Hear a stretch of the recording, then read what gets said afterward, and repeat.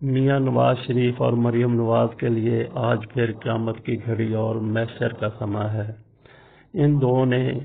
Captain Safdar سمیت آج supreme court میں پیش ہونا ہے۔ سپریم کورٹ کے سامنے اسلام آباد ہائی کورٹ کا وہ فیصلہ رکھا گیا جس کے تحت ان کی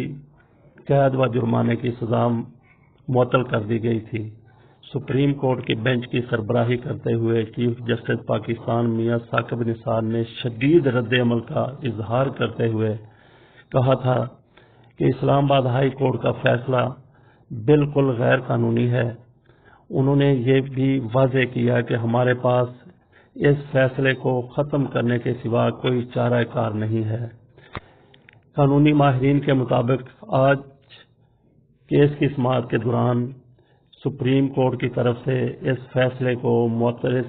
کو ختم کیا جا سکتا ہے، اس فیصلے کو مسترد کیا جا سکتا ہے۔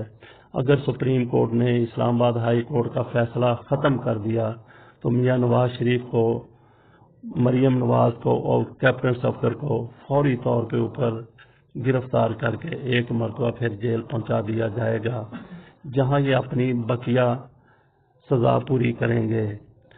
تو اس ساری صورتحال کو دیکھتے ہوئے سب سے زیادہ ڈپریشن کا شکار مریم نواز شریف کو بتایا جا رہا ہے۔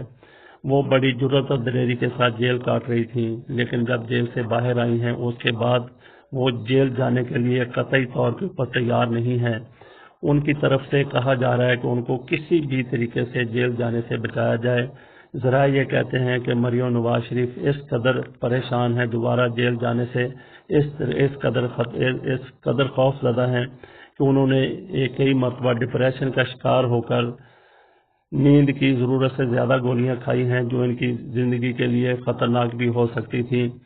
بہرحال ڈاکٹروں کی طرف سے کہا گیا ہے کہ مریم نواز شریف کا خصوصی طور کے اوپر ان کی خاندان کی طرف سے خیال رکھا جانا چاہیے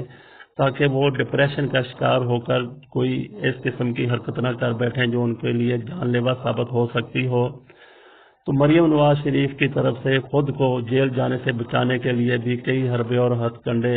آزمانے کے حوالے سے افواہیں گردش کر رہی ہیں۔ سوشل میڈیا کے اوپر کہا جا رہا ہے کہ مریم نواز شریف اپنے ڈاکٹروں سے مشورہ کر رہی ہیں کہ وہ